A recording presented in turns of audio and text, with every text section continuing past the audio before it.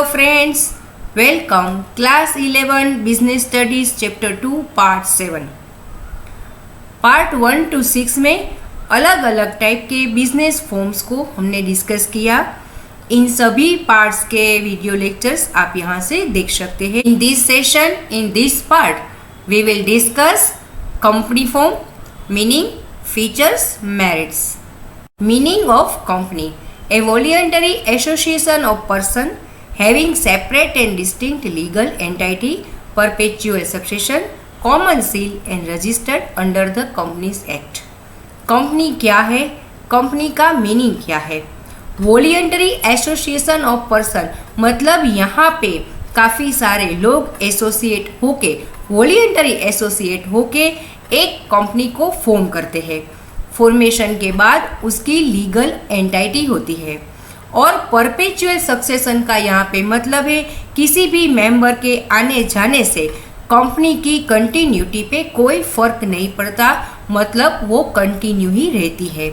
उसका एक common seal यानी कि ऑथोराइज सिग्नेचर होता है और उसको कंपनीज एक्ट के अंतर्गत रजिस्ट्रेशन कराना होता है। वैसे तो कंपनी के मीनिंग में ही सारे फीचर्स इन्वॉल्व हो गए हैं, फिर भी हम उसको डिटेल में जानते हैं जिससे हम कंपनी के इस फॉर्म को डिटेल में आसानी से समझ सकें।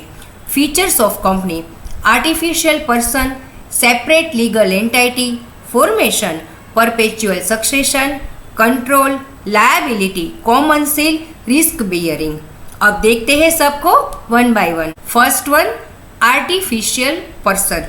कंपनी लॉ के द्वारा क्रिएट की गई हुई एक आर्टिफिशियल पर्सनालिटी है जो कि प्रॉपर्टीज को खरीद भी सकती है और बेच भी सकती है, कॉन्ट्रैक्ट एंटर कर सकती है, किसी को मनी दे भी सकती है और बोरो भी कर सकती है, किसी के अगेंस्ट केस फाइल भी कर सकती है और उसके ऊपर भी कोई केस फाइल कर सकता है। मतलब वो एक पर्सन की तरह अपने नाम पर सभी एक्टिविटीज कर सकती है except run, walk, breathe. So it is regarded as an artificial person. Next, separate legal entity.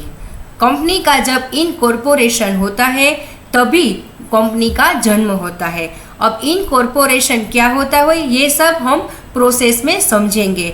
Incorporation करने के बाद कंपनी की सेपरेट लीगल एंटिटी मानी जाती है, मतलब अपने मेंबर से अलग उसका एग्जिस्टेंस होता है। सोल प्रोप्राइटरशिप में हमने देखा था कि बिजनेस और बिजनेस पर्सन दोनों एक ही होते हैं, जबकि इस फॉर्म में दोनों सेपरेट होते हैं। सो बिजनेस एसेट्स एंड लायबिलिटीज जो होती है वो बिजनेस की अलग होती है और मेंबर्स की अलग होती है।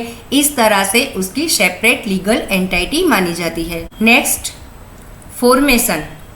हम सब जब बड़ी बड़ी कंपनियां देखते हैं तब हमें पता भी नहीं होता कि इसका फॉर्मेशन कितना डिफ़िकल्ट है। कंपनी का फॉर्मेशन बहुत ही difficult, complex and time consuming है क्योंकि सभी लीगल फॉर्मेलिटीज़ उसको पूरी करनी होती है, काफ़ी सारे डॉक्यूमेंट्स उसको देने होते हैं और उसका registration as per Indian Companies Act 2030 के अंतर्गत कंपलसरी माना गया है। Next, perpetual succession. Sole proprietorship में हमने देखा था कि अगर प्रोप्राइटर की डेथ हो जाती है या इंसॉल्वेंसी या इम्प्रिजनमेंट जैसी कोई सिचुएशन आती है तो बिजनेस को क्लोजर की तरफ बढ़ना होता है।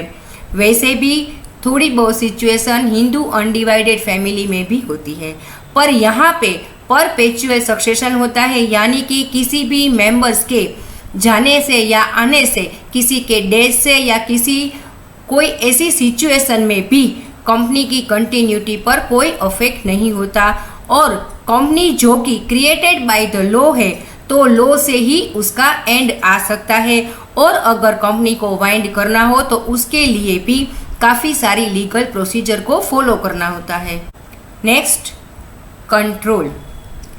यहाँ पे जो शेयर होल्डर्स होते हैं वो कंपनी के ओनर्स कहलाते हैं। अब पहले ये समझते हैं शेयर होल्डर्स क्या है। कंपनी को बड़ी मात्रा में कैपिटल की ज़रूरत होती है, इसके लिए कंपनी अपनी कैपिटल के छोटे छोटे हिस्से करती है, जो हिस्सों को शेयर कहते हैं और जो लोग ये शेयर को होल्ड करते हैं यानी कि खरीद करते हैं उनको शेयर होल्डर्स कहा जाता है। तो सही मायने में ये शेयर होल्डर्स कंपनी के ओनर्स होते हैं, बट ट्रू सेंस में इन शेयर होल्डरों को डे टू डे कंपनी की एक्टिविटीज़ में किसी भी तरह का इंटरफियर करने का राइट नहीं होता, क्योंकि यही शेयर होल्डर्स मिलके कंपनी के बोर्ड ऑफ डायरेक्टर्स को चूज करते हैं और इन्हीं board of directors top management को अपॉइंट करके कंपनी की बिजनेस एक्टिविटीज़ को ऑपरेट करते हैं, यानी कि सारा कंट्रोल कंपनी के बोर्ड ऑफ डायरेक्टर्स के हाथों में होता है। Next, liability. यहाँ पे जो शेयर होल्डर्स यानी कि ओनर्स होते हैं उनकी लायबिलिटी अपने कैपिटल कंट्रीब्यूशन के एक्सटेंट ही होती है, यानी कि अगर किसी कंपनी में मेरे 10,000 रुपीज़ के शेयर है तो मेरी लायबिलिटी 10,000 रुपीज़ तक ही रहेगी, उसके ऊपर 1 रुपया भी मुझे देना नहीं पड़ेगा, यानी कि लिमिटेड लायबिलिटी होती है। Next, common seal. क्योंकि कंपनी एक आर्टिफिशियल पर्सन है तो उसको भी साइन करना पड़ेगा, पर यहाँ पे किसी भी पर्सन की साइन नहीं चलती। कंपनी का एक कॉमन सील होता है जिसे हम सिंपल लैंग्वेज में स्टैम्प भी कहते हैं, वो बहुत ही ज़रूरी होता है, जो कि कंपनी की ऑफिशियल ऑथोराइज सिग्नेचर माना जाता है। कंपनी का कोई भी डॉक्यूमेंट कॉमन सील के बगैर कंपनी को लीगली बाइंड नहीं करता। Next, risk bearing. कंपनी के ओनर्स शेयर होल्डर्स है और किसी भी बिजनेस का जो रिस्क होता है वो ओनर्स को ही भुगतना पड़ता है। सो यहाँ पे जो रिस्क ऑफ लॉस होता है वो शेयर होल्डर्स के बीच डिस्ट्रीब्यूट हो जाता है। अब डिस्कस करते हैं merits of company. Limited liability, transfer of interest, perpetual existence, scope for expansion, professional management. तो अब देखते हैं सबको one by one. First one, limited liability.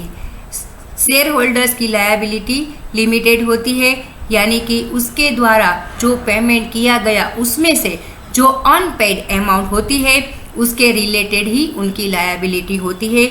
उसके अलावा उसको और किसी भी तरह का भुगतान करना नहीं पड़ता।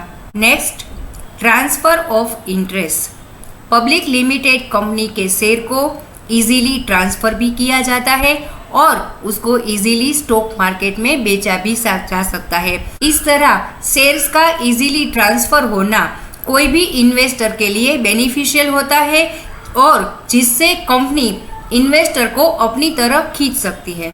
Next, perpetual existence.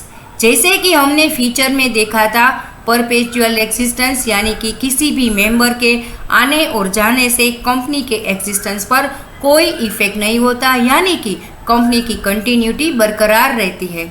Next, scope for expansion. Company के पास लार्ज फाइनेंशियल रिसोर्सेज होते हैं और अगर मोर फंड्स की जरूरत पड़े तो मोर शेयर्स एंड डिबेंचर्स इश्यू कर सकती है और उसके अलावा भी कंपनी को अदर फाइनेंशियल इंस्टीट्यूशन या बैंक के पास से लोन अरेंज करने में बहुत ही आसानी होती है। इन सभी रिसोर्सेज से कंपनी का एक्सपांशन का स्कोप बढ़ जाता है। Next, professional management. Partnership, sole proprietorship, Hindu undivided family business, इन सब में हमने देखा था प्रोफेशनली मैनेजरियल स्किल का एब्सेंस। पर यहाँ पे कंपनी एक्सपर्ट्स को अपॉइंट करने के लिए एबल होती है। और दूसरी बात, अलग अलग एक्टिविटीज़ का अलग अलग डिपार्टमेंट होता है और हर एक डिपार्टमेंट का ऑपरेशन कोई भी एक्सपर्ट्स के अंडर में होता है, यानी कि प्रोफेशनल मैनेजमेंट जो होता है उसका ग्रेट एडवांटेज कंपनी को मिलता है, जो कंपनी को एफिशिएंसी की ओर ले जाता है। सो इस पार्ट में हमने डिस्कस किया कंपनी का मीनिंग, उसके फीचर्स, उसके merits. Stay tuned with Shiv Academy. Thank you.